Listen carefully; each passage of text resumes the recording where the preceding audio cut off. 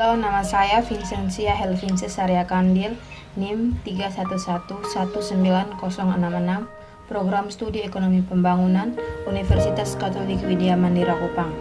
Saya akan memaparkan bagaimana sistem pengupahan di dunia pada saat pandemi COVID-19. Sistem pengupahan di Indonesia selama pandemi COVID-19.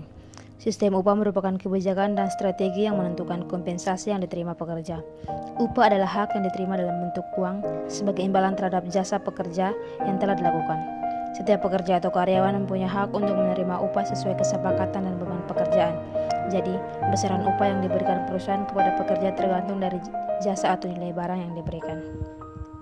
Sebuah laporan terbaru dari Organisasi Perburuan Dunia menemukan bahwa upah mengalami penurunan atau tumbuh lebih lambat pada 6 bulan pertama di tahun 2020 akibat pandemi COVID-19 di 2/3 negara di dunia.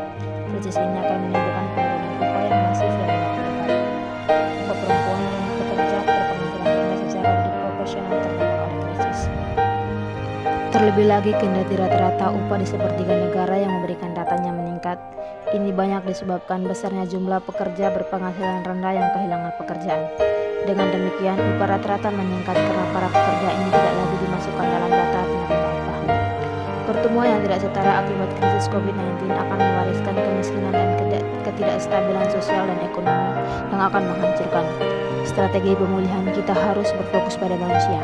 Saat ini banyak negara memerlukan kebijakan-kebijakan pengupahan yang memadai, memperhitungkan keberlanjutan pekerja dan bisnis, dan juga mengatasi ketidaksetaraan dan kebutuhan yang mempertahankan permintaan.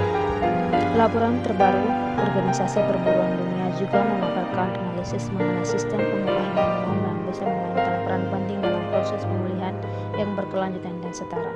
Kebijakan upah minimum saat ini terdapat di sekitar 90% negara anggota perburuan dunia. Tak hanya itu, laporan ini juga menemukan bahwa secara global 266 juta orang atau 15% dari seluruh penerima upah di dunia menghasilkan lebih rendah dibandingkan upah minimum per jam karena masalah kepatuhan atau secara legal mereka dikecualikan dari skema semacam ini. Perempuan paling banyak terwakili dalam kelompok pekerja dengan upah minimum atau lebih rendah. Laporan Upah Global 2020-2021 menunjukkan bahwa tidak semua pekerja terdampak sama oleh krisis. Dampak kepada perempuan lebih parah dibandingkan dengan laki-laki. Perkiraan berdasarkan sampel 28 negara Eropa menemukan bahwa tanpa subsidi upah, perempuan kehilangan 8,1% gaji mereka pada kuartal kedua di tahun 2020 dibandingkan dengan 5,4% untuk laki-laki. Krisis ini juga telah memberi dampak yang parah pada pekerja dengan upah rendah. Pekerjaan dengan keterampilan rendah kehilangan jam kerja lebih banyak daripada pekerjaan manajerial yang bergaji lebih tinggi.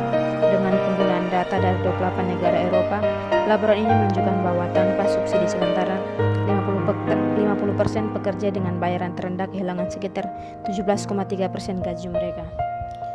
Tanpa adanya subsidi, rata-rata jumlah gaji yang kehilangan dari seluruh kelompok pekerja sebesar 6,5%. Namun, subsidi gaji mengkompensasi 40% dari jumlah ini.